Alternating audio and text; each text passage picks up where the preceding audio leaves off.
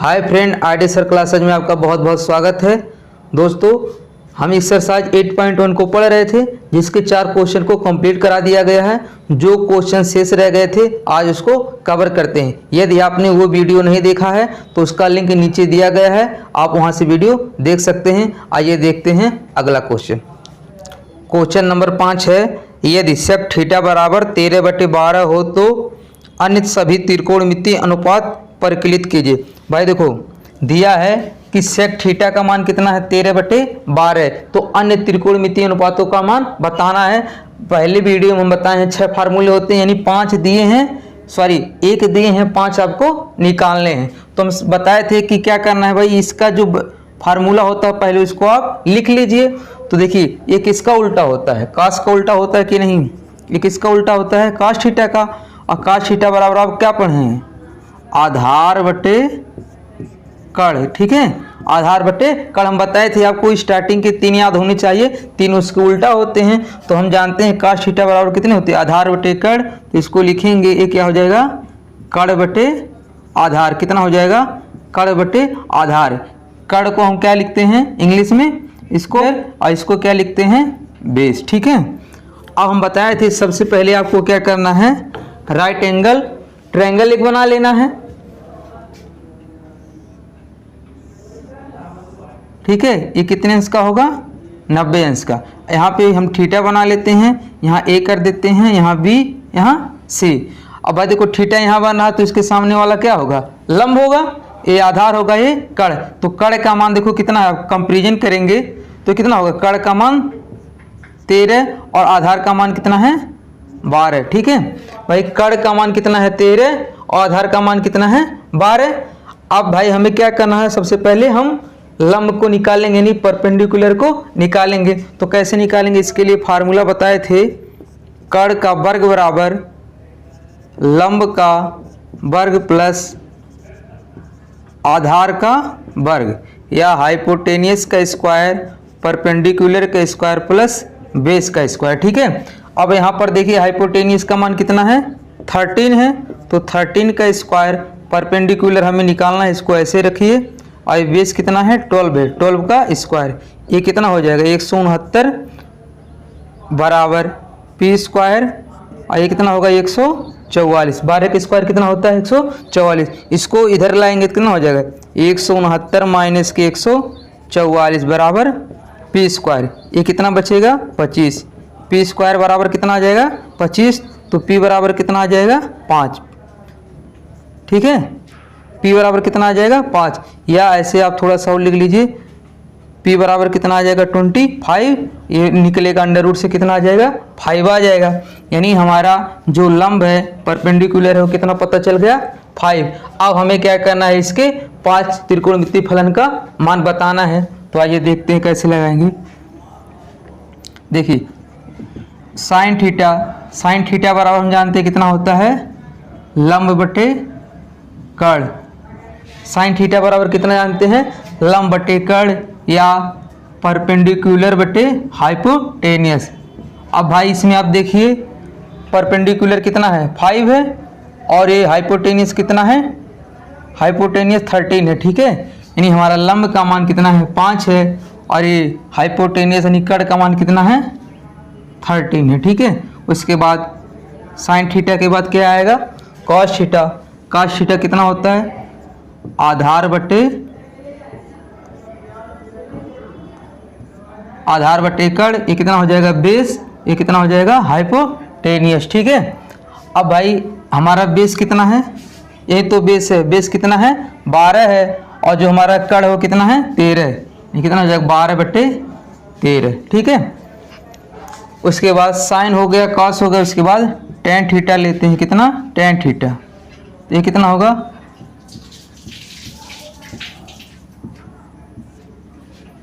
लंब बटे आधार, यानी परपेंडिकुलर बटे बेस। परपेंडिकुलर कितना दिया है, यही तो परपेंडिकुलर होगा, कितना दिया 5, और बेस कितना दिया है 12।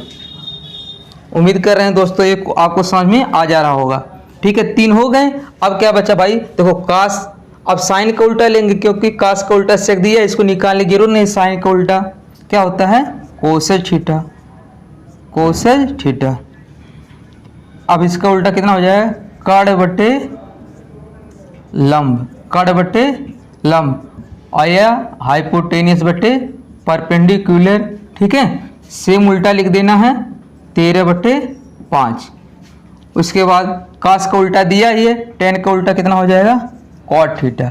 कॉट कितना हो जाएगा, आधार बटे लंब, कितना हो जाएगा, आधार बटे लंब, यानी बेस, और ये क्या हो जाएगा, परपेंडिकुलर। बेस कितना है, 12 है, इसी का सेम उल्टा लिखना है आपको। ठीक है, तो यही हमारा 5 त्रिकोणमिति फलन था। ठीक है, उम्मीद कर रहे हैं दोस्तों ये क्वेश्चन आपको समझ में आ गया होगा। आप इसका स्क्रीनशॉट ले लीजिए। चलिए देखते हैं अगला क्वेश्चन। अगला क्वेश्चन है, यदि कोण ए और कोण बी न्यून कोण हो, जहां कास ए बराबर कास बी, तो दिखाइए कि कोण ए बराबर कोण बी। भाई इसमें कह रहा है ए और बी न्यून कोण हो। न्यून कोण मतलब क्या होता है, लेस देन 90, यानी जो 90 से कम होता है उसको क्या बोलते हैं, न्यून कोण। ठीक है, अब इसमें भाई देखो, एक हम ट्रायंगल बनाएंगे। ठीक है, और इसमें क्या है, ए और बी न्यून कोण है, यानी इसको क्या मानेंगे, ए, इसको बी। भाई क्योंकि सी का वैल्यू कितना होगा, 90 होगा, तो हमें प्रूव करना है, यदि दिया है कास ए बराबर कास बी, कास ए बराबर कास बी, तो हमें प्रूव करना है कि एंगल ए बराबर एंगल बी। यही तो प्रूव करना है। भाई देखो कह रहा है ए और बी न्यून कोण हो, यानी लेस देन 90 हो, यानी 90 से कम हो। भाई ये तो 90, क्योंकि ये अगर राइट एंगल ट्रायंगल है यानी समकोण त्रिभुज है तो 90 अंश का होगा। अगर ये 90 अंश का है तो ये तीनों कोण का सम कितना होना चाहिए, 180 होना चाहिए। यही तो दोनों मिल, ये दोनों कोण का योग कितना होगा, 90 होगा, यानी ये 90 से दोनों कम हो जाएंगे कि नहीं। यानी अब हमें दिया है कि कास ए बराबर कास बी, तो हमको प्रूव करना है कि जो हमारा एंगल ए है और एंगल बी के बराबर है। तो कुछ नहीं करना दोस्तों, आपको बस फार्मूले याद होना चाहिए जो कल बताया गया था। कास ए का फार्मूला क्या होता है, कास थीटा बराबर आप क्या जानते हैं, आधार बटे कड़, आधार बटे कड़। ठीक है, या आधार को आप क्या लिखेंगे, बेस, और कड़ को क्या लिखेंगे, हाइपोटेनियस, यानी कास ए बराबर क्या हो जाएगा। अब आधार क्या है भाई, यही तो आधार है AC, और जो हमारा कड़ है वो कितना है, AB। ठीक है, इसी तरह हम कास बी का मान लिख लेंगे, कास बी को फार्मूले ही लिखेंगे, सिर्फ आधार बटे कड़, कितना लिखेंगे, आधार बटे कड़, और आधार क्या है, यानी बेस, और ए होगा हाइपोटेनियस। ठीक है, अब देखो जब एंगल बी बनेगा, ठीक है भाई, जब एंगल ए बन रहा था तो इसके सामने वाला परपेंडिकुलर यानी लंब हो गया, ये आधार हो गया, ये कड़। लेकिन जब कास बी बनेगा तो एंगल कहाँ बनेगा, यहाँ बनेगा, यानी इसके सामने वाला लंब परपेंडिकुलर हो जाएगा, और ये कितना हो जाएगा, बेस यानी आधार हो जाएगा। यानी अब आधार का मान कितना हो जाएगा, BC, कितना हो जाएगा, आधार BC हो जाएगा, और कड़ हमेशा वही रहेंगे। ठीक है, अब देखो हमें कास ए और कास बी का मान ज्ञात हो गया।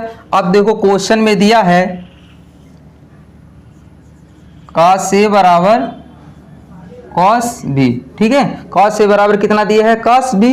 अब है हम क्या करेंगे, कॉस ए और कॉस बी का वैल्यू रख देंगे। तो कॉस ए का वैल्यू कितना है, AC बटे AB, AC बटे AB, और कॉस बी का वैल्यू कितना है, BC बटे AB। नीचे से AB से क्या होगा, कैंसिल हो जाएगा, बचेगा कितना, AC बराबर BC। ठीक है, यानी AC बराबर BC, यानी ये भुजा और ये भुजा आपस में क्या है, बराबर। देखो ये साइड क्या है, आपस में बराबर होगा। तो 9th में हमने थ्योरम पढ़ा होगा कि अगर दो साइड इक्वल है तो उनके सामने का जो कोण होता है वो भी क्या होता है, इक्वल होता है। यानी समान भुजाओं के सम्मुख कोण आपस में क्या होते हैं, बराबर होते हैं। ठीक है, इक्वल साइड के अपोजिट एंगल भी क्या होते हैं, इक्वल होते हैं। तब अब भाई AC के सामने कौन सा कोण बन रहा है, B, और इसके सामने कौन बन रहा है, A, यानी हम लिख सकते हैं एंगल A बराबर एंगल B, और यहाँ रीजन लिख देंगे बराबर भुजा वाले के सम्मुख कोण बराबर होते हैं। ठीक है, बराबर भुजा वाले के सम्मुख कोण क्या होते हैं? बराबर होते हैं। दोस्तों यही आपको प्रूव करना था। चलिए देखते हैं अगला क्वेश्चन। अगला क्वेश्चन दिया है cot थीटा बराबर 7/8। तो इसका वैल्यू ज्ञात करना है आपको, इसका वैल्यू ज्ञात करना है। ठीक है, तो हम जानते हैं, आइए देखते हैं इसको कैसे सॉल्व करेंगे। cot थीटा बराबर कितना होगा? 7/8। ठीक है, ये tan का उल्टा होता है। आपने tan थीटा बराबर क्या पढ़ा है? लंब बटे आधार पढ़ा है कि नहीं? तो ये क्या हो जाएगा? आधार बटे लंब। कितना हो जाएगा? आधार बटे लंब। यानी आधार को क्या लिखेंगे? बेस, और इसको क्या लिखेंगे? परपेंडिकुलर। अब क्या बताएं, सबसे पहले हमें उसके हाइपोटेनियस यानी तीसरी साइड को ज्ञात करना होगा। तो ज्ञात करने के लिए हम क्या करेंगे? देखो यहाँ पे एक राइट ट्रायंगल बना देते हैं। यहाँ पे थीटा दिखा, इधर ये, इधर बी, इधर सी। ये कितना होगा? 90 है। यानी इसमें भाई देखो आधार कितना है? 7 है, और ये लंब कितना है? 8 है। ठीक है, अब यहाँ हमें पहले क्या करना है? इसका कर्ण यानी हाइपोटेनियस को ज्ञात कर लेना है। तो हम जानते हैं कर्ण का स्क्वायर बराबर आधार का स्क्वायर प्लस लंब का स्क्वायर, यानी हाइपोटेनियस का स्क्वायर, बेस का स्क्वायर और परपेंडिकुलर का स्क्वायर। बेस कितना है? 7 का स्क्वायर, और ये कितना है? 8 का स्क्वायर। 7 का स्क्वायर कितना होगा? 49। 8 का कितना होगा? 64। इसको जोड़ेंगे कितना हो जाएगा? देखो 9 4 13 1 कैरी होगा, और 6 4 कितना होगा? 10, और 1 कितना होगा? 11। यानी हमारा एच स्क्वायर बराबर कितना आ गया? 113। तो एच बराबर कितना आ जाएगा? √113। यानी हमारा कर्ण का मान कितना पता चल गया? 113। भाई आप हिंदी मीडियम वाले यहाँ जहाँ है एच स्क्वायर लिखा, यहाँ कर्ण का स्क्वायर लिखते आएंगे, नीचे हो जाएगा कर्ण बराबर √113। यानी हमारा कर्ण का मान कितना निकल गया? 113। ठीक है, अब देखो हमें कर्ण का मान ज्ञात हो गया। अब हमें इसका मान निकालना, यानी हमें यहाँ साइन और कास का वैल्यू रखना पड़ेगा। तो किसका मान हमें ज्ञात होना चाहिए? साइन और कास का। तो आइए देखते हैं, पहले साइन कास का मान निकाल लेते हैं। तो साइन थीटा बराबर कितना होता है? लंब बटे कर्ण। कितना होता है? लंब बटे कर्ण। तो यानी परपेंडिकुलर बटे हाइपोटेनियस, और परपेंडिकुलर कितना दिया है? 8। कितना दिया परपेंडिकुलर? 8। हाइपोटेनियस कितना दिया है? √113। ठीक है, उसके बाद इसी तरह हम cos थीटा का मान लेंगे। ये कितना हो जाएगा? आधार बटे कर्ण। कितना हो जाएगा? आधार बटे कर्ण। और हमारा आधार कितना है? 7 है, और कर्ण कितना है? √113 है। ठीक है, अब इसको देखते हैं दोस्तों। इस सवाल लगाने से पहले आपको एक फार्मूला जान लेना होगा। देखिए आपने पढ़ा होगा कि ए कोष्ठ में a प्लस बी और एक कोष्ठ में a माइनस बी, किसके बराबर होता है? ए स्क्वायर माइनस बी स्क्वायर। यानी ए स्क्वायर माइनस बी स्क्वायर बराबर एक ब्रैकेट में a प्लस बी और दूसरे में a माइनस बी। आप यहाँ पे देख पा रहे हैं, अगर इसको a माने इसको b, तो एक में a प्लस बी है, एक में a माइनस बी है। इसमें भी एक में a प्लस बी है, एक में a माइनस बी है। इस फार्मूले का हम यहाँ प्रयोग करेंगे। ठीक है दोस्तों, थोड़ा सा स्पेस कम है, इसलिए हम डायरेक्ट को इस क्वेश्चन को यहाँ से, आप क्वेश्चन लिख लीजिए, हम डायरेक्ट यहाँ सॉल्व कर रहे हैं। देखिए यहाँ एक क्वेश्चन में a प्लस बी है, एक क्वेश्चन में a माइनस बी है, तो इसको क्या लिख सकते हैं? a स्क्वायर और माइनस के बी स्क्वायर। ठीक है, नीचे भी वही होगा, a स्क्वायर और माइनस के बी स्क्वायर। ठीक है, अब एक का स्क्वायर कितना होगा? एक ही होगा, और साइन का स्क्वायर वहीं रहेगा। इसी तरह नीचे 1 माइनस कास स्क्वायर थीटा आ जाएगा। अब यहाँ करना कुछ नहीं है, आप जो साइन कॉस के मान निकालने हैं वहाँ रख देना है भाई। 1 माइनस साइन का वैल्यू कितना है 8/113 का होल स्क्वायर और 1 माइनस के, ठीक है, कॉस का मान कितना है 7/113 का होल स्क्वायर, ठीक है। अब ये 1 माइनस 8 का स्क्वायर कितना होगा 64, 8 का स्क्वायर कितना होगा 64 होगा। और जब अंडर रूट का स्क्वायर कट किया जाता है तो अंडर रूट क्या होता है हट जाता है, तो ये कितना हो जाएगा 113 हो जाएगा। इसी तरह नीचे 1 माइनस 7 का स्क्वायर कितना होगा 49/113। अब क्या करेंगे त्रिया गुणा कर देंगे तो कितना आ जाएगा ये 113 माइनस के 64/113 होल कितना होगा। अब इसमें करेंगे तो कितना हो जाएगा 113 माइनस के 49/113। ये नीचे से नीचे वाला क्या होगा कट जाएगा। देखिए 3 में से 4 नहीं जाएगा तो कैरी लेगा 13 हो जाएगा, यानी 13 में से 4 जाएगा कितना बचेगा 9, 13 में से 4 जाएगा कितना बचेगा 9, और इधर कितना बचेगा अब 0 हो गया, यानी ये कितना हो जाएगा 10, और 10 में से 6 जाएगा कितना हो जाएगा 4, ठीक है। इसी तरह 113 में से 49 जाएगा तो कितना बचेगा 13 में से अगर 9 जाएगा कितना बच जाएगा ये 4 बचेगा, और इधर कितना हो जाएगा अब 10, और 10 में से 4 जाएगा कितना हो जाएगा 6, ठीक है, यानी 49/64। इसका मान कितना आ गया 49/64। अब देखिए अगले पार्ट का क्या होगा भाई, ये कितना है कॉट स्क्वायर थीटा है, कितना है कॉट स्क्वायर थीटा। भाई आपको पता है कॉट थीटा का मान कितना 7/8, वहाँ कितना स्क्वायर है तो क्या कर देंगे सिर्फ 7/8 का स्क्वायर कर देंगे। 7 का स्क्वायर कितना आ जाएगा 49, और 8 का कितना आ जाएगा 64। दूसरे का आंसर कितना हो जाएगा 49/64, और पहले का भी आंसर कितना आया है 49/64। तो आप इसका स्क्रीनशॉट ले लीजिए। चलिए देखते हैं अगला क्वेश्चन। अगला क्वेश्चन है दिया है 3 cot a = 4, तो चेक करना है कि 1 minus tan square a upon 1 + tan square बराबर cos square a minus sine square a है या नहीं। आपको सिर्फ क्या करना भाई, पहले इससे हम क्या करेंगे राइट एंगल ट्रायंगल बनाएंगे, tan a का मान निकालेंगे यहाँ रख देंगे, फिर cos a और sin a का मान निकालेंगे यहाँ रख देंगे। यदि दोनों साइड इक्वल है तो लिखेंगे यस या नो, ठीक है भाई। अब देखिए इसको 3 cot बराबर 4 है तो cot a बराबर कितना लिख सकते हैं आप, cot a बराबर 4/3 कितना हो जाएगा cot a बराबर 4/3। और ये हम जानते हैं tan का उल्टा होता है, और tan का फार्मूला क्या होता है लंब बटे आधार, यानी ये कितना हो जाएगा आधार बटे लंब, कितना हो जाएगा आधार बटे लंब यानी बेस, और ये कितना होगा परपेंडिकुलर, ठीक है। तो अब क्या करते हैं हम सबसे पहले राइट एंगल ट्रायंगल को बनाते हैं यहाँ, ठीक है। अब यहाँ देखिए ए यहाँ लिखिए ए, यहाँ बी, यहाँ सी, ठीक है।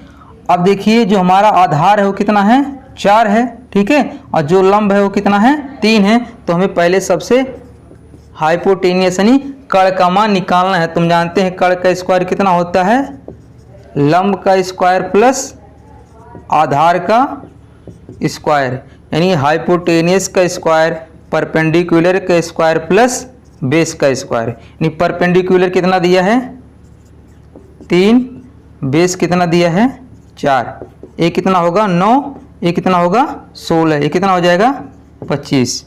यानी हाइपोटेनियस का स्क्वायर बराबर कितना हो गया 25, तो हाइपोटेनियस बराबर कितना हो जाएगा √25 यानी 5, यानी कर्ण बराबर हम कह सकते हैं कितना हो गया 5, ठीक है। अब देखो हमें पहले एक बार ये वाला साइड लेना है, एक बार ये साइड लेना है, लेकिन उसके पहले क्या करना भाई, यहाँ वैल्यू तब रखेंगे जब इनका मान पता हो ना, यानी cos और sin और tan का मान पता हो।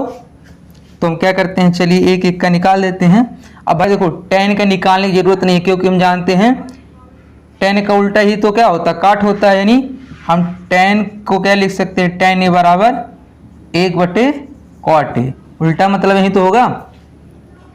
तो tan a बराबर, अब काट का वैल्यू कितना है 4/, 3 या इसका पलटेगा कितना हो जाएगा 3/4, या आप डायरेक्ट लिख सकते हैं cot a बराबर 4/3 है तो tan a बराबर 3/4। ठीक है, उसके बाद फिर हम लेते हैं cos का मान। cos a का मान कितना होगा आधार बटे कड़, आधार बटे कड़। आधार कितना है, आधार को हम क्या लिखेंगे बेस और इसको हाइपोटेनियस। अब बेस का मान कितना भाई यहाँ 4 है और कड़ का मान कितना है अभी कितना निकला है 5, इसको कितना लिखेंगे 5। फिर उसके बाद साइन का वैल्यू लेते हैं, साइन ए ये कितना होगा लंब बटे कड़, लंब बटे कड़ यानी परपेंडिकुलर बटे हाइपोटेनियस। परपेंडिकुलर कितना है ये 3 है और हाइपोटेनियस कितना है 5 है। ठीक है, अब आइए इसको प्रूव करते हैं। ठीक है, अब देखिए दोस्तों क्वेश्चन को नहीं लिख रहे हैं, डायरेक्ट इसका वैल्यू लिख रहे हैं। आप यहाँ से समझ जाइएगा, आप क्वेश्चन लिख लीजिएगा। अब देखो 1 माइनस, अब tan a है, tan a का मान कितना है भाई 3/4 है, यहाँ रख देंगे, स्क्वायर है तो स्क्वायर लगा देंगे 3/4 का स्क्वायर। और इधर कितना होगा वही सेम चीज़ है 1 प्लस यहाँ कर देना है 3/4 का होल स्क्वायर। ठीक है, अब इधर cos a का वैल्यू कितना भाई, cos a का वैल्यू 4/5 है, स्क्वायर लगा है, सॉरी हाँ सही है, cos a का वैल्यू कितना 4/5 तो यहाँ 4/5 का स्क्वायर और माइनस साइन ए का वैल्यू कितना है 3/5, 3/5 का स्क्वायर। अब इसको सॉल्व कर लीजिए तो 1 माइनस के कितना हो जाएगा 9, 3 का स्क्वायर 9 और 4 का कितना होगा 16। इसी तरह नीचे प्लस है तो 9/16, इधर 4 चौक 16 और 5 25, इधर 3 का स्क्वायर 9 और 5 का स्क्वायर 25। भाई क्रॉस मल्टीप्लाई करेंगे कितना हो जाएगा 16 माइनस के 9, 16 माइनस 16 एक कम 16, इसके नीचे एक मान होगा इधर 9 हो जाएगा और नीचे कितना होगा 16 बटे इधर 16 प्लस के 9 बटे 16। ठीक है, अब बराबर, अब देखो यहाँ नीचे का क्या है हर समान है तो हम क्या लिख सकते हैं इसको 25, 16 माइनस के 9 और नीचे का नीचे से कैंसिल हो जाएगा तो 16 में से 9 जाएगा कितना होगा 7 होगा और इधर 16 9 कितना हो जाएगा 25, इधर 16 में से 9 जाएगा 7 और ये नीचे कितना है 25। तो बताना था ये दोनों आपस में बराबर हैं या नहीं, ये दोनों आपस में क्या है बराबर हैं तो लिखेंगे हाँ या यस। ठीक है, उम्मीद कर रहे हैं दोस्तों ये क्वेश्चन आपको समझ में आ गया होगा। चलिए देखते हैं अगला क्वेश्चन। अगला क्वेश्चन है त्रिभुज ABC में जिसका कोण भी समकोण है यदि tan A बराबर 1/√3 हो तो निम्नलिखित का मान ज्ञात कीजिए। यानी इसका मान ज्ञात करना है, कह रहा है यदि tan A बराबर 1/√3 हो तब आपको इसके मान ज्ञात करना है और B क्या है जहाँ पे समकोण है। भाई देखो अब कह रहा है जो हम राइट एंगल ट्रायंगल बनाएंगे जहाँ समकोण है वहाँ क्या लिखेंगे B लिखेंगे, यहीं पे तो समकोण है। आप A और B आप कहीं पे लिख सकते हैं, इसको A मान लीजिए, AB होगा इसको C मान लीजिए। आप C यहाँ लिख सकते हैं और A यहाँ लिख सकते हैं, तभी आंसर आपका सेम आ जाएगा, कोई कंफ्यूज होने की जरूरत नहीं है। अब tan A बराबर दिया है तो हम tan थीटा बराबर क्या जानते थे लंब बटे आधार। ठीक है, लंब बटे आधार, या देखिए जगह नहीं है थोड़ा सा आप समझ जाइएगा, ये कितना होगा परपेंडिकुलर बटे बेस। ठीक है, परपेंडिकुलर बटे बेस यानी हमारा लंब का मान कितना है 1 है और आधार का मान कितना है √3 है, यही तो हुआ।